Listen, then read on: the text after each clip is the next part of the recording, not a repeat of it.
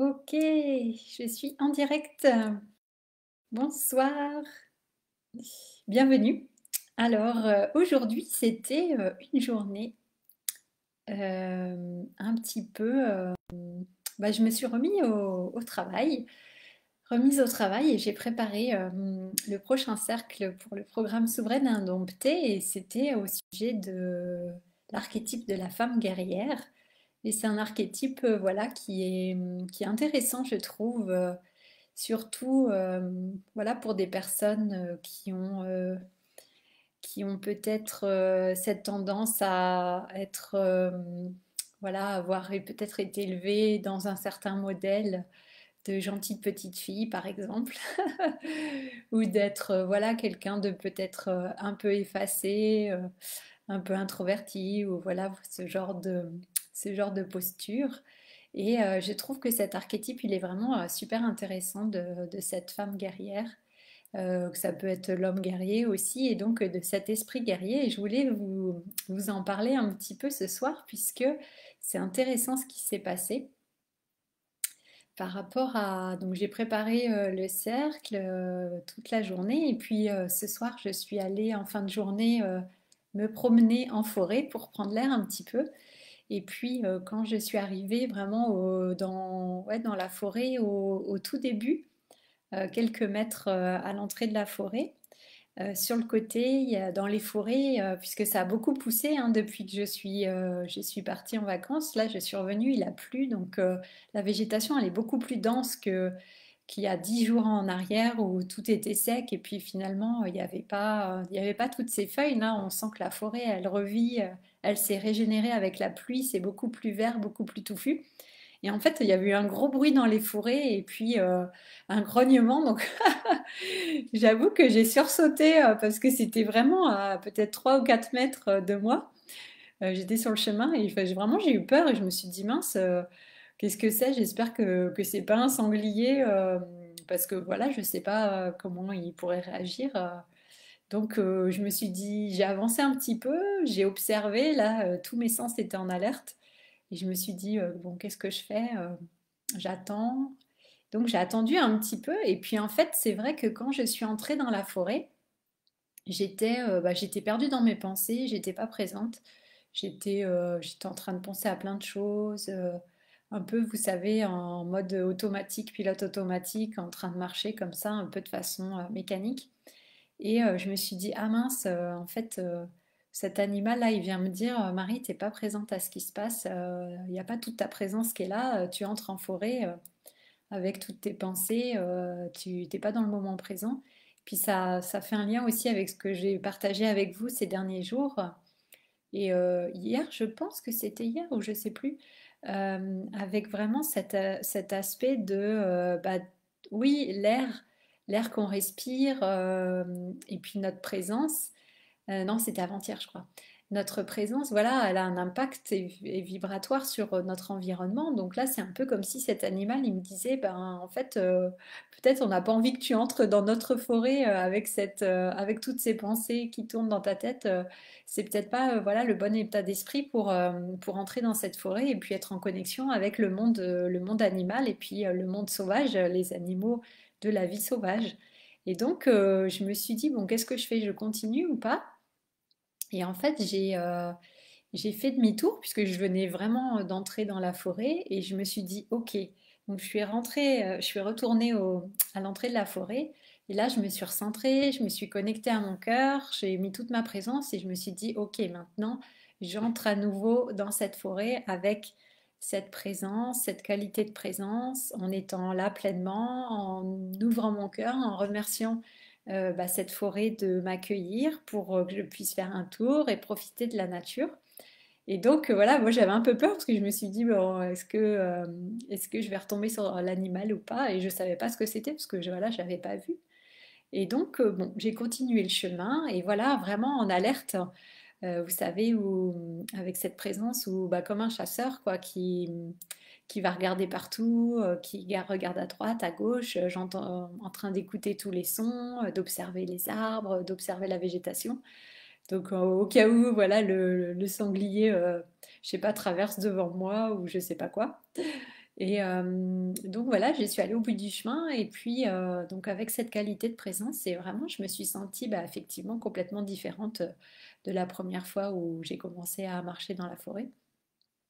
Et après, en repartant, parce que j'ai fait juste un petit tour et je suis repassée devant le même endroit et là, au bruit à nouveau, le grognement et là vraiment j'ai vu le sanglier donc c'était bien ça, mon intuition était bonne. C'était bien un sanglier qui était là en train de, je pense qu'il était en train de creuser, il devait y avoir des trucs à manger, je sais pas. Et mais vraiment, c'était vraiment au bord du chemin, quoi. Et là, je l'ai vu, j'ai vu ses poils, sa fourrure brune avec un trait noir sur le dessus. Donc je me suis dit, ok, d'accord. Donc je suis passée discrètement sans faire de bruit. Et je me suis dit, waouh, quand même, c'est la première fois que je vois un sanglier de si près. Enfin, vraiment, il était à 3 mètres peut-être. Ouais, juste 3 mètres de moi, 3 4 mètres, même pas. Donc bon, et c'était intéressant. Donc, et j'ai regardé, donc, vous savez que j'aime bien travailler avec les animaux. Donc j'ai regardé en rentrant, voilà, bah, l'esprit du sanglier, en fait, qu'est-ce qu'il vient nous dire, puisque je sais que c'est un animal sacré dans la tradition celte. Donc j'ai voulu regarder un petit peu, bah oui, quel était le message de ce sanglier. Et en fait, bah voilà, c'est magique parce que c'est tout à fait le thème, voilà, de cet esprit guerrier, de cet archétype de la femme guerrière ou du guerrier. Et c'est ouais, c'est impressionnant, quoi. C'est juste magique. J'étais vraiment dans cette énergie et puis la nature, elle me confirme, voilà, j'ai pas croisé un lièvre ou j'ai pas croisé un petit oiseau, c'était un sanglier. Donc vraiment impressionnant. J'adore. Je trouve ça fantastique. Et donc ce sanglier, en fait, bah, vraiment, il active cet esprit guerrier puisque les Celtes, les guerriers celtes, hein, c'était une société où il y avait, qui était très guerrière hein, aussi, où il y avait beaucoup de guerriers, il y avait beaucoup de combats cette société celte. Et puis, donc, les sangliers, ils étaient utilisés aussi comme emblème et comme totem sur les casques des combattants, des guerriers, sur leurs épées ou sur leurs boucliers, voilà, pour que l'animal puisse leur donner, bah, transmettre sa puissance et sa force pour les combattants, pour qu'ils puissent effectivement aller, bah, aller jusqu'au bout des combats et puis gagner les combats. Donc il y avait vraiment cette force et cette puissance du sanglier qui était utilisée par ces Celtes. Et puis aussi de façon chamanique aussi, les Celtes ils s'entraînaient voilà aussi avec les esprits des animaux, comme on pourrait, oui, comme on peut dire aujourd'hui du chamanisme, en peut-être se mettant dans la peau de l'animal quand ils étaient au combat et puis voilà de prendre vraiment ouais, l'aspect de l'animal presque, d'emprunter son esprit, sa force, sa puissance pour être au combat. Et c'est marrant parce que voilà, je préparais aussi, on avait vu l'animal indompté dans notre dernier cercle. Et voilà, bah, le sanglier aussi, on peut dire qu'effectivement, c'est un animal sauvage et indompté bah, qui nous relie clairement à notre force et à notre puissance naturelle, à notre vie instinctive et sauvage. Et donc, c'est vraiment intéressant. C'est un fouet. La synchronicité, là, elle est parfaite, quoi. Elle est vraiment parfaite. Et donc, dans la carte des oracles sur les animaux, les esprits animaux, là, que j'utilise quand je fais mes guidances, ça disait vraiment que bah, l'esprit du sanglier, cet animal sauvage, il nous appelle dans la forêt pour nous révéler un secret sur nous-mêmes et sur le monde. Donc c'est intéressant. Et donc il y a des sentiers dits du sanglier qu'on trouve encore dans des pays, en Écosse, en Irlande, au Pays de Galles, dans les Cornouailles, peut-être en France aussi, en Suisse, je ne sais pas. Et donc ces sentiers extérieurs du sanglier, ils existent aussi, comme on dit toujours, hein, ce qui est à l'intérieur est à l'extérieur et vice-versa. Donc ces sentiers, on peut les trouver aussi en nous. Et donc on peut imaginer aussi nous-mêmes qu'on a une forêt en nous. Il y a plusieurs contes d'ailleurs traditionnels où il y a bah, cette recherche de qui nous sommes et de notre identité aussi et de notre force à travers voilà, le fait de pénétrer en forêt et puis d'aller dans notre propre forêt intérieure pour suivre les chemins qui mènent jusqu'à nous. Et vraiment, c'est ça qui est vraiment intéressant. Donc, cet animal, il nous dit, bah voilà, d'emprunter ces sentiers intérieurs dans notre propre forêt intérieure pour aller y trouver notre force, notre nature indomptée, notre nature sauvage. Et donc, c'est vraiment un magnifique parallèle avec le programme. C'est, c'est vraiment impressionnant.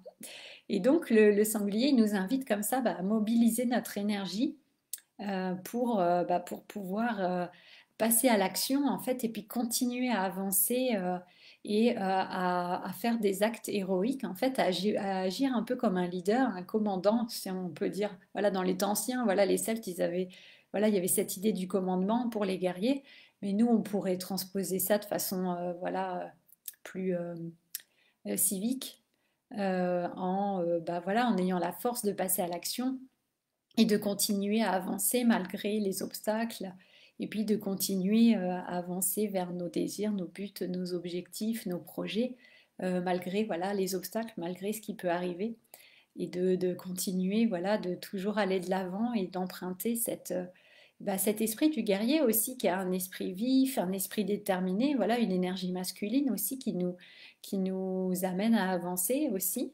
Donc comme je dis, voilà, on a vraiment besoin, comme je dis souvent, voilà, effectivement des deux énergies, féminine et masculine. Et là, le sanglier, il nous invite aussi à aller vers l'avant, à avoir cette énergie masculine aussi, tout en étant connecté à la déesse, puisque c'est un animal sacré de la déesse aussi.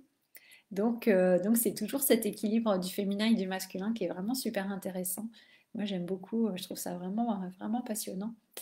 Et donc, voilà, c'est pour cet esprit qui nous guide en fait à aller trouver cette force et ces ressources en nous, cette énergie qui est là, et puis à pouvoir la mobiliser voilà, quand on traverse des périodes qui ne sont pas forcément faciles. Donc, ça peut nous donner cette force de continuer à avancer. Donc, je trouve ça vraiment intéressant. Et le sanglier aussi, ce que j'ai lu, il y avait voilà on disait que les personnes qui étaient folles, voilà, il les comparait à des sangliers ou à des cochons. Et puis on dit que voilà, entre la démence et l'intuition, peut-être des fois la frontière est mince. Et donc on disait que Merlin, il parlait au porc. Donc Merlin, voilà, on dit souvent, est-ce qu'il a des phases de démence, de folie ou des phases de grande sagesse et d'intuition? Donc, vous voyez, il y a toujours, moi j'aime bien cette expression de la folle sagesse. Ça, c'est aussi certains maîtres tibétains aussi ont parlé de folle sagesse aussi. Donc, voilà, la frontière, elle est mince. Et puis, donc, par rapport à cette intuition, de voir effectivement quelle est la sagesse qui est là, qui est présente en nous, quelle est l'intuition, et puis de retrouver, en fait, même dans les phases de dépression, ou dans les phases où on se sent moins bien, d'aller retrouver un sens, la signification de notre vie, quel est le sens qu'on a envie de donner à notre vie et trouver que tout ce qu'on fait, c'est pas pour rien. Trouver, voilà, il y a toujours du positif. Tout ce qu'on traverse, c'est pour nous aider, pour nous rendre plus forts, hein, comme on dit aussi, plus sage, plus conscient, plus aimant. Donc ouais, il y a toujours un aspect positif, même dans les phases qui sont pas faciles, même quand notre énergie elle est basse, et puis qu'il y a des choses qui sont pas forcément évidentes. Et bien, en fait, voilà, il y a toujours cet aspect positif, il y a toujours la lumière dans l'obscurité. Et donc, c'est de savoir aussi revenir et puis remonter, de nous rebooster et puis de continuer, comme je disais, de continuer à avancer malgré tout et de nous reconnecter à cette force de vie, à cette énergie de vie, à ce qui est vivant en nous et de continuer comme ça à avancer. Et puis, ça nous rappelle aussi tous ces cycles peut-être où il y a des choses qui doivent être détruites ou des choses qui doivent cesser, qui doivent mourir pour pouvoir renaître, pour pouvoir continuer à créer et à avancer. Donc ça nous ramène aussi à tous ces cycles-là, ces cycles naturels en fait qu'on retrouve dans la nature et qu'on retrouve en nous également. Donc c'est intéressant. Et donc j'ai demandé si voilà cet esprit du sanglier croisé dans la forêt tout à l'heure avait un message à nous transmettre. Et ce qui est venu, le message qui m'est venu, c'est, donc je vais vous lire ce que j'ai noté. Il est temps, mes amis, de faire face à ce qui nous terrifie et nous fait peur, et d'aller chercher en vous la force et le courage, et d'y faire face, et de vous en libérer. Vous avez en vous les ressources pour y arriver, et vous êtes aidé et accompagné sur votre chemin. Vous êtes toujours soutenu. Il est le moment d'avoir le courage de continuer à avancer, même si ce n'est pas facile tous les jours, même s'il y a de la résistance et de la peur. continuer à avancer malgré tout et garder la confiance que tout ira bien. Parole de sanglier. Voilà, parole de sanglier. Voilà, ça m'a fait rire. Donc, ouais, c'est vraiment intéressant en fait. Moi, je trouve ça, ouais, ça m'a vraiment fait du bien cette rencontre finalement. Et je suis contente de l'avoir vue, de l'avoir aperçue. Et pourtant, ouais, ça fait plusieurs mois que je vais me promener dans cette forêt. Et puis, vraiment, j'ai jamais vu de, ouais, j'ai jamais vu de sanglier, quoi. Et je suis jamais tombée. Bon, nez à nez, non, parce que j'ai pas vu son visage, mais voilà, de si proche. Donc, c'était vraiment un beau clin d'œil de la nature. C'est vraiment, vraiment fantastique. Et donc, dans ce programme Souveraine Indomptée, là, pour ce prochain cercle, on va parler de cet archétype de la femme guerrière et puis de retrouver aussi cette force en nous, de pouvoir poser nos limites, faire respecter nos limites, protéger notre territoire aussi, protéger les siens, par exemple, si on a des enfants ou des personnes autour de nous, protéger les animaux, la nature, peu importe, protéger ce qui nous tient à cœur et puis défendre des causes qui nous tiennent à cœur aussi. Donc c'est vraiment aussi ouais, cette énergie en fait qui est là, qui est présente et qui est intéressante à explorer également. Voilà, tous les archétypes sont intéressants, hein, ils vivent en nous, ce sont des énergies présentes en nous, donc autant les explorer et puis les rencontrer. Et donc, dans ces archétypes, il y a des femmes, hein, il y a des femmes historiques, il y avait des femmes guerrières, des grandes reines, où il y avait même en Écosse Scathach, qui était voilà, une reine guerrière et c'était elle qui entraînait les guerriers, qui les enseignait. Elle leur transmettait tout l'art de la guerre. Et puis, voilà, c'était une femme qui apprenait ça aux guerriers masculins. Et certains sont devenus des grands héros, voilà, dans la mythologie irlandaise. Donc, c'est vraiment intéressant de voir un petit peu toujours cet équilibre féminin et masculin. Et de voir aussi ces archétypes. Après, il y a plusieurs voilà, personnages historiques. Il y a la reine Boudica aussi qui a existé, qui était une reine guerrière. Il y a Jeanne d'Arc aussi, voilà, plus proche de nous. Voilà, la femme au combat. Donc voilà, c'était vraiment intéressant. Et j'ai canalisé aussi ces personnages, certains de ces personnages historiques pour avoir voilà, un message pour nos participantes. Et c'est vraiment intéressant, les messages reçus, enfin, j'avais déjà canalisé déjà avant les vacances, et puis là, j'ai refait aussi pour voir, parce que moi aussi, quand j'évolue, mes canalisations aussi, elles peuvent évoluer également selon voilà, ce que je peux recevoir. Donc, c'était intéressant de voir aussi entre avant et après les vacances, s'il y a voilà, les évolutions. Et donc, il y a vraiment des beaux messages, et je trouve ça vraiment intéressant. Je trouve ça vraiment passionnant. Donc voilà, ça nous prépare un beau cercle, je pense, lundi. Donc voilà, on va voir s'il y a d'autres animaux indomptés qui se présentent sur mon chemin d'ici là. Mais voilà, c'est vraiment magique. Comme quoi, il y a vraiment une intelligence à l'œuvre. Moi, je suis toujours épatée par tout ça. C'est vraiment magique. Voilà. Et écoutez, voilà, je vais m'arrêter là pour ce live. Donc c'était le 33e, nous sommes le 20 août. Voilà, écoutez, je vous souhaite une belle soirée et puis on se retrouve demain pour un nouveau live, un nouveau sujet. On va voir ce qui vient demain. Je suis curieuse maintenant, je m'attends à tout. Voilà, je vous souhaite une très belle soirée ou une belle journée si vous me regardez en replay ou voilà, et qu'il fait jour. À bientôt, ciao ciao.